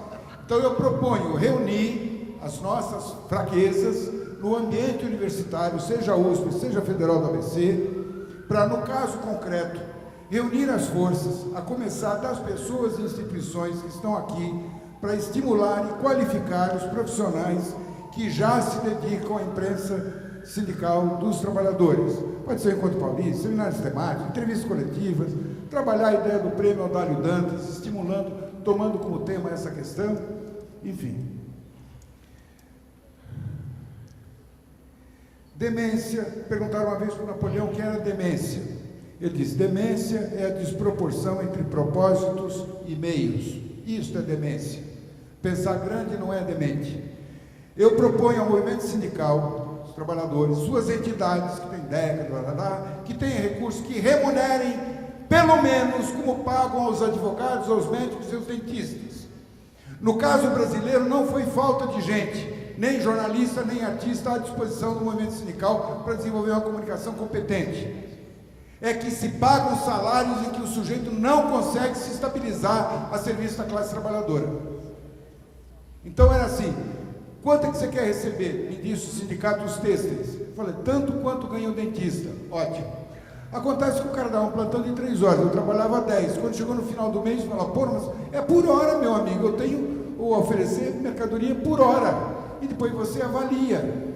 Mas esta política de não nos falta mais equipamento é cada vez menor, melhor e mais barato. O que nos falta é equipe. Gente! E não é de vez em quando, não é fim de semana, não é a mãozinha, não é a vaquinha, é de forma permanente, profissional, sistemática. Temos todas as condições. Para resumir, bateu meus 3 minutos, Carlito Maia. No Brasil, em São Paulo particularmente, nós temos tudo. Só precisamos uns dos outros. Então, portanto, que isso aqui... Ah, é? Então, festival de curtas, mãos à obra, mão de obra, mãos à obra. Queremos recursos para fazer o que é necessário possível. Juntar aqui centrais, ECA, Federal, Cinemateca Brasileira, os sindicatos que tem muito. Lembrar que já houve iniciativas de todo tipo e que o que quase morreu, mas não morreu, nós aqui, existe. O que quase nasceu, mas não nasceu, devaneios, não existe. Então, viva a realidade, vamos juntar nossas fraquezas e produzir com foco, sobretudo atento às pessoas que são capazes de transformar informação em compreensão. Enquanto isso não for feito, pode ter a pesquisa que quiser, a academia que quiser, etc, etc. Isso não resulta. A própria bula de remédio tem 2 pistas, uma que é do cientista, do técnico, está lá tudo escrito, e a outra que é para falar com a mãe de família. Essa parte da bula que é o nosso problema. Falta gente? Não. É necessário? Sim. Tem recursos? Claro. Por que não é feito? Depende hoje basicamente dos trabalhadores que dirigem as entidades sindicais. E digo mais, só para arrematar, é uma questão de preservar a dignidade do mandato de dirigente sindical, prestar contas. Isso se faz através da comunicação, não é propaganda, é prestar contas. Isso preserva a dignidade do mandato, que é uma das condições para haver democracia. Parabéns, muito bom. Miro.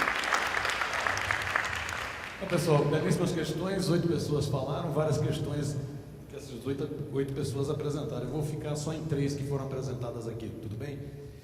A primeira que o próprio Serginho fez sobre a incompreensão do movimento sindical, o papel da internet, das redes. Eu acho que o movimento sindical é analógico ainda. Eu sou analógico, por exemplo. É analógico. Mas ainda o movimento sindical não pegou a força que tem as redes sociais, a força que tem essa nova linguagem. Eu acho que isso tem a ver com linguagem, isso tem a ver com investimento. O movimento sindical trata ainda muito a questão da comunicação, na minha opinião, espero estar errado, trata a questão da comunicação como gasto. Comunicação não é gasto, comunicação é investimento em luta de ideias. E se eu não invisto em luta de ideias, vou ter muita dificuldade na luta econômica e na luta política. A luta de ideias é uma questão central. O movimento sindical, no meu entender, espero estar enganado, ainda não entendeu a importância da luta de ideias. Trata comunicação como gasto, não como investimento. E tem dificuldade para entender, então, as novas linguagens, minha opinião. A outra questão que eu gostaria de tratar foi uma que um companheiro fez sobre os erros que foram cometidos também pelo movimento sindical nesse período de governos Lula e Dilma, da fusão. É isso, nós tivemos no Brasil uma eleição, não foi uma revolução. Nós tivemos no Brasil uma chegada ao governo, não foi uma chegada ao poder, todas as estruturas de poder se mantiveram. Nós tivemos no Brasil uma derrota eleitoral do neoliberalismo, nós não tivemos uma derrota política terminal do neoliberalismo. Nesse sentido, você confundir Estado com movimentos sociais é um desastre. É um desastre.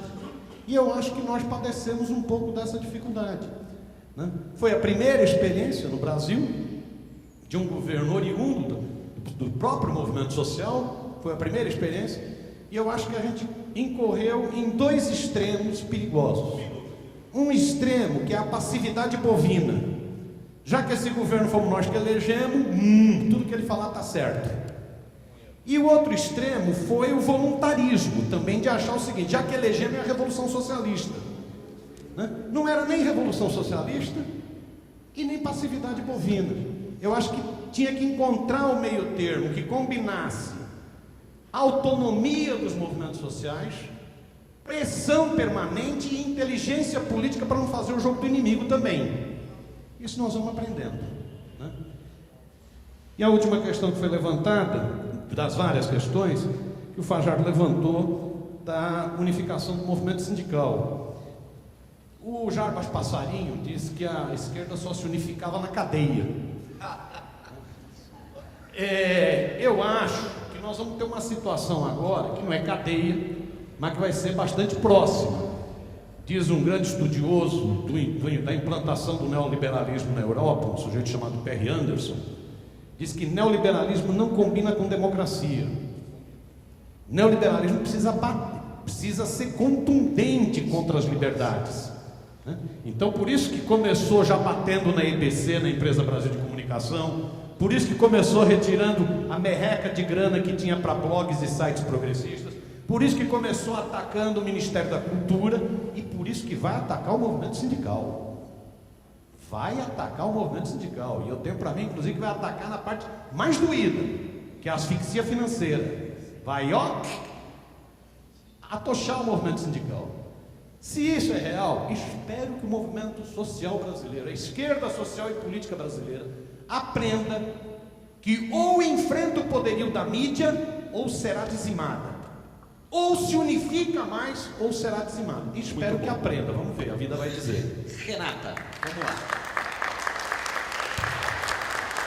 Bom, também não vou conseguir falar sobre tudo. A questão do Serginho, eu acho que tem esse problema da falta de compreensão de que comunicação é investimento, mas tem um segundo problema, que é da formação do movimento sindical para atuar no ambiente digital.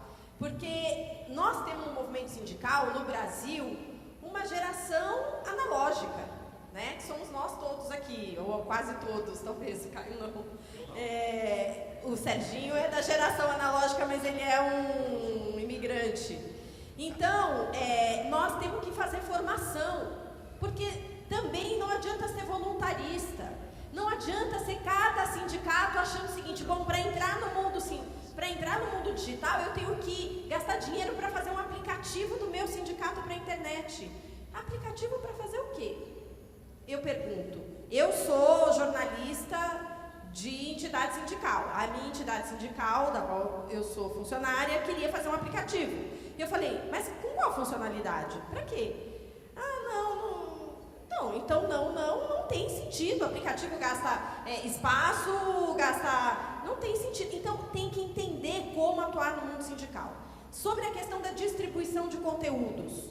E aí também pegando essa questão do Fajardo, da unificação no campo da comunicação. Há muitos anos a gente vem falando isso. Essa é uma crise, um dilema do movimento dos blogueiros, por exemplo.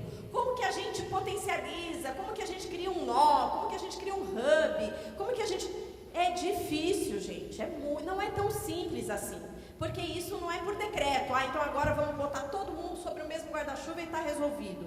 Então, acho que a gente tem que buscar isso, mas entender o que nós queremos.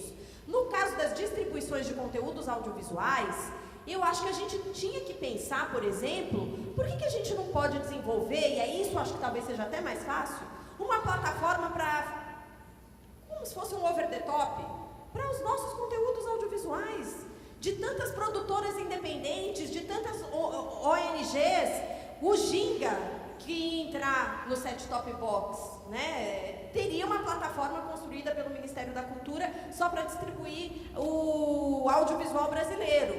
Agora, o audiovisual brasileiro também vamos olhar, o audiovisual brasileiro são os grandes blockbusters da Globo Filmes, mas e os nossos blockbusters? E esses materiais, eu acho que é possível pensar nisso, então convido a essa reflexão, será que não dá para a gente pensar numa plataforma? Então acho que isso era uma coisa que a gente poderia tentar fazer. E no mais, eu acho que nós temos que colocar na ordem do dia a luta pela democratização da comunicação. Nós temos que colocar na ordem do dia a luta para fortalecer a comunicação comunitária, porque a gente, do movimento sindical e social, não participa desses espaços. Por que o sindicato não vai participar da associação da TV comunitária aqui de São Paulo? Nós temos uma TV comunitária, a gente não participa. aí pode reclamar, não sei o quê. Não, vai lá, participa, procura um espaço, disputa a associação. A rádio comunitária que está no local, a gente menospreza esses espaços e pega o nosso dinheiro e dá para a mídia privada para colocar lá uma propaganda da nossa campanha salarial ou de alguma coisa, em vez de investir também na mídia alternativa e nos nossos veículos. Muito obrigada. Faço propaganda aqui, visitem a página do FNDC, www.fndc.org.br, e a página do Barão de Tararé, www.barãodetararé.org.br. Obrigada. Muito bem. Opa! Caio. Bom, vou tentar ser rapidinho então. Tem o site da Repórter Brasil, o repórterbrasil.org.br. Os vídeos estão no YouTube, embora eu prefira o Vimeo, mas o YouTube foi meio que por geração espontânea, 20 mil pessoas colocam, então tá lá. A gente tentou distribuir, não com a sapiência aí do Berto, mas a gente tentou também fazer DVDs, imprimimos um lote de DVDs do Carne e Osso, fizemos exibições do Jaci também em outras cidades, no Tapajós, que, enfim, por enquanto temos uma boa notícia de que não vai sair, mas fizemos exibições em locais com temática parecida e sensíveis aos mesmos problemas. O Jaci a gente deve colocar em breve também disponível, ainda esse ano, na internet. E foi para televisão e tal, enfim. Acho que esse encontro também serve meio que para a gente se conhecer, esticar as conversas, como diz o Sergião, esticar o contato e tal. Então, prazer em conhecê-los. Estou aí disponível para que vocês me acessem ou me provoquem. Estou no Facebook, meu e-mail é caio.kv@gmail.com. Então, tendo subsídios, tendo reclamações, enfim, a gente estica a conversa aí no tempo devido. Obrigado. Muito bom. Vamos lá, agora o Beto. Bom, eu continuo enfrentando assim alguns desafios, né? Eu gostaria assim de fazer uma reflexão sobre elas nesses 2 minutos, né? Eu acho que a questão da distribuição não pode ficar circunscrita, entendeu, ao acesso ao material. Eu acho que a distribuição ela tem que vir acompanhada, entendeu, quer dizer, de um projeto, né, de como utilizar a imagem, entendeu, na educação e na formação. Eu acho que sem esse projeto, né, quer dizer, você tem material de melhor qualidade que esse circulando pela internet o tempo todo, entendeu? Quer dizer, agora, quais são os elementos que nós vamos trazer para debate? O que nós vamos tirar desses documentários, entendeu? Para ampliar ou qualificar a luta dos trabalhadores, entendeu? Eu acho que é essa a questão. A gente tem tentado uma experiência através de oficinas de imagem, né? Para a formação de multiplicadores, né? Tem funcionado relativamente... Tem um funcionamento interessante, entendeu? Mas eu acho que essa questão de você democratizar saberes é um complicador.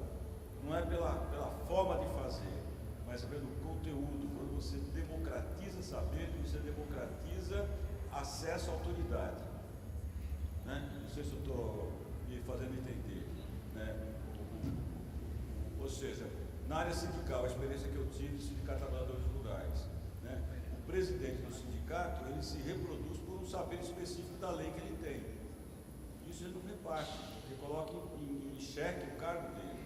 Então, a democratização dos saberes, na universidade, o professor não democratiza saberes, não usa a imagem na educação, não é porque não gosta, não. Porque a imagem é um instrumento de democratização de saberes. Cada um tem uma visão, um olhar sobre aquilo. E o olhar de cada um está num plano de igualdade, não é num plano de superioridade. Ninguém leva saber, a gente toca saberes. Não é? Eu acho que esse é o lema, né? Bom, quero agradecer esse material com a colaboração de uma amiga minha, está toda colocada no YouTube, o acesso é Filmografia Beto Novaes. Muito obrigado pela oportunidade. Parabéns. Então, agradeço aqui a mesa. Por favor, Sérgio. repórterdofuturo@oboré.com. Muito bom. O e-mail é esse. E o outro botou lá, Oboré, aparece tudo. Já está com quase 40 anos, eu estou cansado, eu sou um velho de quase 70. Com ânimo de centro acadêmico ainda, deve ter algum defeito meu de fabricação sério. Tá tudo aqui. Vamos. Agora, não tem mais partido político que junta os dispersos. Não tem ponto morto do campo. A universidade, esse departamentalizou, etc. Também não é. Nós estamos precisando disso, cada um fique com a religião que tem, a sensibilidade que tem, o partido que tem, tudo. Mas tem que sacar que nós estamos por um triz em relação a todas as coisas que nos ameaçam a todos. Então, sem ninguém precisar abrir mão de nada, em vez da gente ficar especulando sobre o que vai acontecer no ano 2050, essa coisa lá longe, vamos fazer o que o português chama contração do futuro, expansão do presente. Menos editorial, mais reportagem, mais iniciativas que sejam estimulantes. Ninguém se excita com cenas no futuro. Todo mundo aqui nessa sala se excita com coisas vividas. Muito bem, obrigado a todos e a todas. Vamos mais.